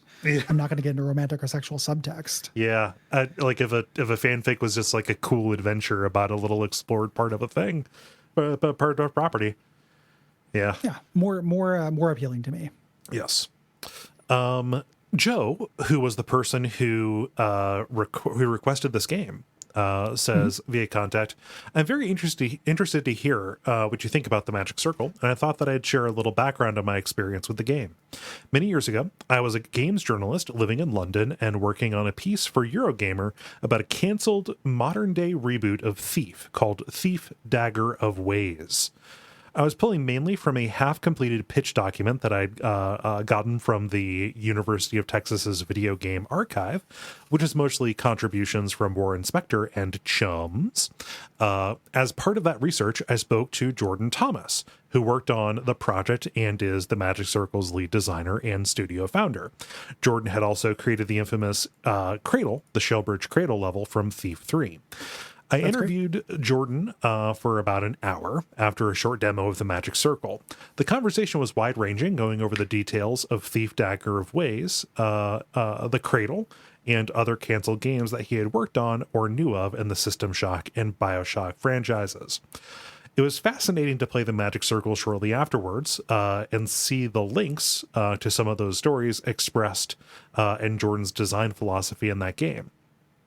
Ishmael's character, for example, felt very much like a Ken Levine stand-in, while the Magic Circle's sci-fi area had clear overtones of System Shock. I took two main ideas from the Magic Circle. The first was a feeling that work and play of worth comes from the shop floor, and that creation is a hands-on activity. Ishmael may be the figurehead, but it's the producer, Maze, and the player who actually accomplish things. Ideas on their own have little value. This came up in my interview too, where Jordan seemed uninterested in the abandoned Thief Dagger of Ways concept because so little actual work had been done on it. The second was that game development is a collaborative act which requires good communication to succeed. The Magic Circle felt to me like an incredibly personal insight, especially as the first indie game to come from this studio, from this designer after his experiences on BioShock. It's a real shame, I think, that the Magic Circle didn't enjoy greater success and that Question hasn't released many more games since. Jordan Thomas is an incredibly gifted designer, and his philosophies about games, which are cataloged by other better writers, and especially in Kieran Gillen's famous piece about the Cradle for PC Gamer, are something that I greatly appreciate. Thanks for playing the game, and sorry for the really long message. No need to apologize. Yeah, normally I would cut that down, but that was all interesting and good. You talked to the person who made the game, and I had no idea about Thief Dagger of Ways. Yeah, that's cool. Yeah. And hopefully, we were a little sour on the game, but hopefully that doesn't make you feel, not sour on Jordan or anything. Right. That is really interesting. I think that like both of those themes do come through pretty well. Yeah. In the game. I think it just tries to do a lot of other stuff. Yes. I wish that the game was more focused on those two things because I think those are good takeaways. Mm-hmm. Yeah, and the valuable too. Not just good things to make a work about, but that is an important thing that people understand about any creative endeavor. That work ideas aren't work. Work is work, and that communication is the heart of everything. Yeah. Absolutely. Moving on to Shadow of Mordor. Thoughts. Sam says via contact, made another attempt at getting through this game because I couldn't remember why I quit the first couple times, got to the first 4 stealth mission and then remembered. There aren't very many of those, just for what it's worth, not trying to convince you to keep going. Yeah. But it's pretty low on 4 stealth. Yeah. In my memory. Mm-hmm. It's weird. I run into this a lot doing this kind of Assassin's Creed playthrough, which I guess that I am unofficially on now, because I played 4 of them, which is, wow, you give me this wide open world and tons of different ways to accomplish stuff, and then you're going to mandate that I do not stray from the prescribed line for this? Okay, cool, I guess. Actually, no, it's not cool. That's actually bad. Why'd you make all the stuff if you're not going to let me engage with it for this mission? Yeah. Huge bummer. I'll go ahead and take Ian's as well, because you read Joe's long one and Sam's was short. Okay. Ian says via contact, I really enjoyed playing this one, even if the story was some proper noun soup. I was really excited for the follow-up, Shadow of War, since the mechanics were expanded and I loved engaging with the Nemesis system. Unfortunately for me, not really paying attention to the plot of the first game and waiting until Shadow of War was on deep discount meant I had no idea what was happening in the plot. In order to let my brain relax a little bit, I turned the in-game voice audio to Japanese, and the cutscenes made more sense to my adult brain because of some bonkers stuff they do with some of the characters. No spoilers. If you ever do the sequel, I'll love listening in and maybe finding out what happened, because I have no idea. God, if I didn't have Divinity sitting in front of me like a big menacing buffet that I had to get through, I would be dipping into Shadow of War so hard right now. Welcome to Platinum Corral. You ain't leaving, Cole. So you like engaging quests, huh? Yeah. Oh man. Unfortunately, Wikipedia synopses have gotten better. Oh yeah. So, Yeah, that might be how I do it and stuff. yeah. It's been in the Slack. There's been a lot of talk about Shadow of War and Shadow of Mordor since we did the episode. Yeah. And I have, the jury has been very out. For me, like some discouraging things have been said about Shadow of War that make me a little hesitant. So I'm. It basically gave me permission to wait. Yeah. No. Until I was either more ahead on work or never, or we cover it for the show because, Yeah. I don't play There tons is of games demand, outside of even work. if it's mixed right now. Yeah. Yeah. Yep. Yeah. Let's see here. Colin writes via contact saying, after years of listening and officially 1 year of patronizing, thank you. I decided it was finally time to play a game at the same time as you boys. Shadow of Mordor is a game that I had a lot of fun with, but I think that it suffers for being a AAA game tied to one of the biggest fantasy franchises on the planet. Some of the coolest gaming moments I've had came about organically as I was running around engaging with the world and the systems of Shadow of Mordor. However, because of the type of game that Shadow of Mordor is, it couldn't let that be enough. Instead, there are a number of characters and quest lines that feel tacked on and unimportant to the singular, really cool idea that the game had, but they had to be included because that is what is expected from a game of this pedigree. This is a real bummer because while I spent several hours building my army in the second half of the game, the climax of that effort had to be put on hold so I could go dig around and look for artifacts with Gollum or go hunting with the dwarf. Yeah. Not to mention going and getting all the translations and buckets and shit with writing on the bottom. Yeah. Ugh. Generally agreed. I think that the main story without the Gollum and the hunting stuff would be a little bit difficult just because it would be so much shorter. But I would have appreciated something more sandboxy. Yeah. Make it all one big map. Introduce the Nemesis, the training and mind control system a little earlier. See the topic of this episode. Yeah. And just have it be a little bit more demanding. Spend more time in that expressive zone. Yeah. That'd be really cool. Agreed. Friend of the show, Doug, says via contact, I'm a longtime fan of Lord of the Rings, the films and the books, but like you, I found that while this game was mostly a mechanical triumph, the story fell flat. For me, the problem was the attempt to be fan service, except Talion's story falls between the far more interesting quest of Bilbo and Frodo, and due to plot constraints, nothing Talion does can really affect the latter. The problem is that the theme of these books is that the big bad isn't really defeated with sword goods, but rather with steadfast determination of decent, regular people. Good for Sam and Frodo, bad for combat and stealth gameplay. I think the better route would have been to actually use the Silmarillion as a backdrop for a story during the earlier age in Middle-earth. Perhaps the defeat of Morgoth and the rise of Sauron, you nerds, or something like it to allow a plot free of obligation to the main books or films. Perhaps Monolith will be able to revisit this in something based on the upcoming Amazon show. Time will tell. That it will. Yeah. They're making a show? Apparently. Oh. I just learned from Doug. I think that the reason why they didn't do that is because of marketing reasons. Yeah.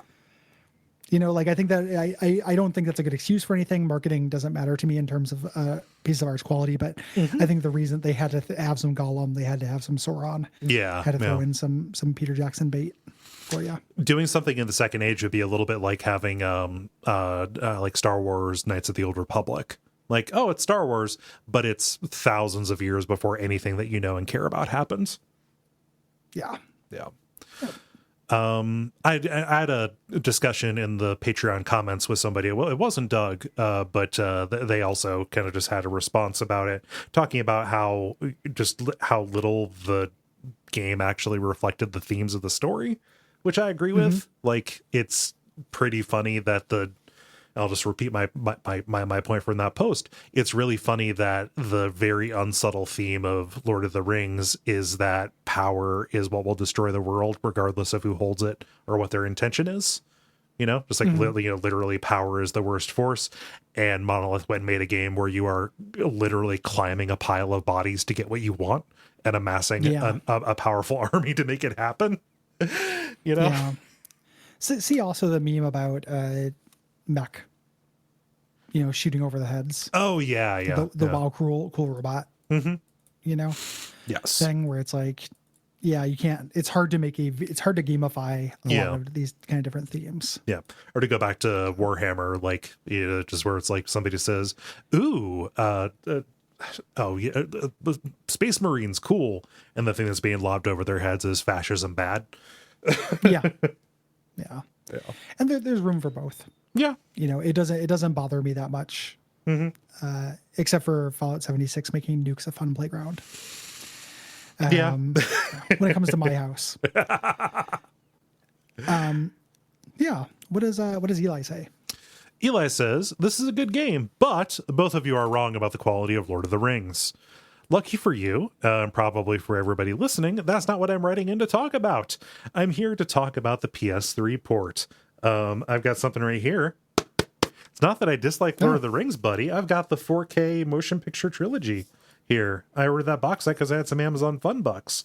I'm going to be watching those later on. Did you get that out to have handy? No, it literally just arrived today. I unwrapped it before we started recording. I didn't just do that to make a point. No, I wait up. No, I literally just opened the package. It just got here today. So anyway, Eli says, I'm here to talk about the PS3 port. Holy shit, it was so bad. It was 2016, and I was very excited to interact with this Nemesis system that I'd read so much about. And honestly, between that first playthrough and when I eventually played on PS4, I can't honestly point to any noteworthy dips in the Nemesis system's inherent quality. But the load times, oh my god, 5 seconds to load up the world map. 10 seconds to load the Nemesis screen. This may not sound like a lot, but hold your breath and count to 10 every time you open the inventory screen in a game. I'm not normally a big performance guy, but my experience with the PS3 port of Shadow of Mordor is the reason I'm absolutely going to be purchasing a PS5 when my funds allow, because I cannot allow my experience with Resident Evil 8 to be anything like my first experience with this actually good game. Yeah, that would be obnoxious. Yeah, the 5 second load time, the first time that I played both Chrono Trigger and Final Fantasy 5 and 6 was on those anthology discs on the PlayStation, where because of RAM limitations, they had to load and unload the ROM every time you went into the menu. So I know how those seconds add up. Yeah. It's also like that kind of downporting is something that we don't see as much anymore. Right. Do you remember the DS when there was a shitty DS version of everything? Oh, we did the Call of Duty 4 DS. Yeah. Yeah. Like everything had to be on a portable version. It was like a weird Ludum Dare challenge thing that very rarely worked out. And then you'd end up with people saying oh yeah, the isometric Tony Hawks are good just because they're impressive. Right. Even though they're unplayable because you can't line yourself up for a rail. Yeah. Or see also the Wii version of Dead Rising, where you have 7 zombies on screen max. Yeah, which is the big selling point of that game. And also to clarify, I think Lord of the Rings books are boring. I liked the movies. Yes. So do you have a prop to illustrate that? Rewatch. Are those vitamins? Those are turmeric capsules to cut down on inflammation. Brian says via contact, I spent quite a bit of time trying to figure out how to write a witty response to this game. The combat system is great. I sure wish we could get other kinds of games like this. Wink. Oh man, I don't remember this storyline from those Batman comics. Wink.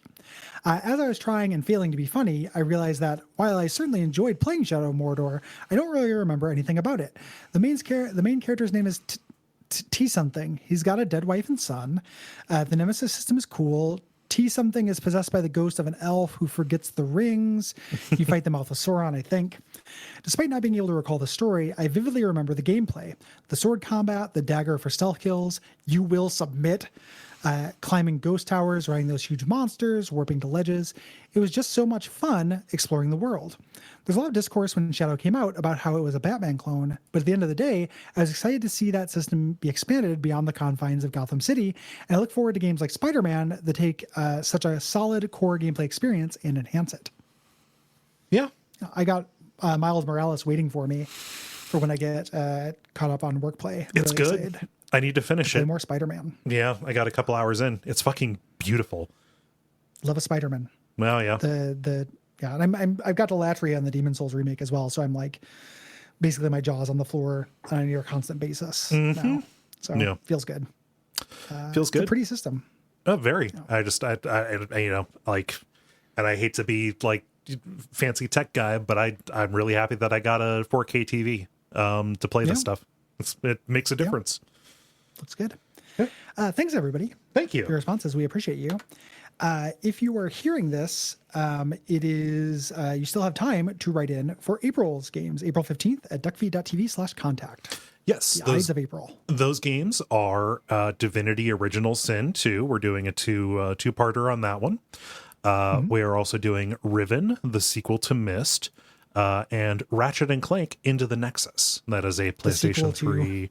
Ratchet and Clank Out of the Nexus. Yeah. Or Ratchet and Clank What's Up with the Nexus. And we should talk about what we're doing in May. Yeah. May is going to be fun. We are doing, this is actually a month where we're doing 2 of our own games. We are. And 1 patron pick, just because it kind of worked out this way. We're starting May with Hitman 3. The most recent Hitman game. Both of us now have the ability to play it. And I've done a couple of the missions, and I wanted to leave the rest of it so I could be a little bit fresher. But it's good, and I'm excited to talk about it. Yeah. Exceedingly excited to have a chance to play this. We will have done the whole series, of the reboot at that point. It's nice because I imagine the generalities are largely the same. Yes. So if you're sick of us hearing us talk about Hitman, that's okay. It's just 1 week. But I'm excited to play it. Yeah. And The next game that we're doing after Hitman 3, this is a Kole pick, Gary. This is the first Kole vanity pick. We are doing Roller Coaster Tycoon, probably Roller Coaster Tycoon Deluxe. Is the version that you can get a hold of most readily on Steam. Management sims. It has been a very long time since we've gotten into one of those. I want to build a big, cool theme park and run it well. Yeah, I love Roller Coaster Tycoon. This will be really exciting to talk about. Good vanity pick. Thank you. This is us beginning our vanity picks. So, monthly going back and forth between vanity picks. And then finally, the premium episode for that month, which is not a vanity pick, but it's something we've talked about doing for a long time. We talked about it on this episode. We talk about it constantly. This is a pick from Ethan here. This is Metal Gear Rising: Revengeance. I'm so excited to talk about this game. It is such a weird mess. He plays so good. Keep Kojima out of these Metal Gear games. Keep him away from his boy. It can be funny when he's not doing it. It is funny and fun. Yeah. That game. Yeah. If we get to that episode and you're going to start telling me that like the story of Raiden makes you cry and stuff, I'm going to bully you relentlessly. I mean, there's one particular detail. The details about his cyborgification are like really good body horror and stuff, but that is not something that makes me cry or that I take seriously. So yeah, I know 2021 no longer allowing anyone around me to take Metal Gear seriously challenge, succeeding at it. Very excited about that. I wanted to put in a quick note as the person who generally corrals these picks from people. I like to keep people updated on this. We are booked out until kind of August, September now. yes. So no, and we also have October basically booked or actually booked. People like when we talk about horror games, and so they kind of cram those in. So in terms of what we're going to do if, we get a bunch more picks and we're already booking into 2022 and it's the beginning of the year, I don't know. I definitely don't say that to discourage anybody from patronizing, but just Understand know that we have the a big lead time. expectations. Yes. Yes. And if something happened, like let's say, like that dark question that incepted into the universe and one of us dies and we can't do this thing, we would give you your money back. Yeah. Yeah. So don't be nervous about the lead time on it. Just know. And both of us are generally in okay health, so there's not like a fucking risk. I feel like I might live. Yeah. I got no plans. Yeah, I got no plans to die. Yeah. So. Yeah. So, just understand that's about where we're at. It's a good problem to have, but also, saves frustration and people know. Absolutely. So we'll see you next time, next week, Yeah. to talk about the first part of Divinity Original Sin 2. Yeah, probably the generalities, which are going to be pretty beefy, and the island of Fort Joy, most likely. Yep. Yeah. Probably going to be a long epos. Yes. But are you enjoying your time with that, Cole? Yeah, Good. I am having a good time. It has been tough to leave characters behind is the thing. Even ones I thought would be boring, that do not have even ones I thought would be boring ended up being pretty interesting. And eventually you just have to pick who your party is going to be. So that has been a bummer to me. It's made for multiple playthroughs. I'm maining as Losa this time. And previously she was a companion, and it's actually a really different experience when you main as her as well. So this is the first time I've mained as one of the main characters, and I'm just like, man, would Ibn be really cool? Maybe If I mained as him, maybe. Fuck. What do I do? He looks like it'd be boring, but he's from a cool faction. Same thing with Beast. He's actually really neat. Yeah. It's this is weirdly is ending up in one of my top 5 desert islandy games because of this fact. It'd be really easy to replay this multiple times, and it would be really interesting. They added a randomizer to it. Yeah. You could do self-imposed challenges. I think an all archer party in this would actually slap. I think if you did all archers, that would work fine. Yeah. And this it has that Final Fantasy Tactics toy boxy, anything is possible feeling to me. Yeah. So no, I'm maining Thane, so I'm a very affable weirdo who is on a constant face quest. So yes, Thane is great. So Love Thane. Thane's good. Yeah, it's gonna be really fun to talk about those characters and stuff. Agreed. So, yeah, thanks everybody. You know what to do if you would like to get the premium episodes. So if you want to hear the full version of Ratchet and Clank, or the full version and the full version of Metal Gear Rising: Revengeance, become a patron at patreon.com/Duckfeed.tv. The $5 level gets you not just those, but every premium episode we've done. So looking at 2021 here, if you want Grand Theft Auto Vice City, The Outer Wilds, or the full Shadow of Mordor, spend a lot of time talking about that. That's the way that you get those. Yeah, those are all fun episodes too. And see you next week. Bye-bye.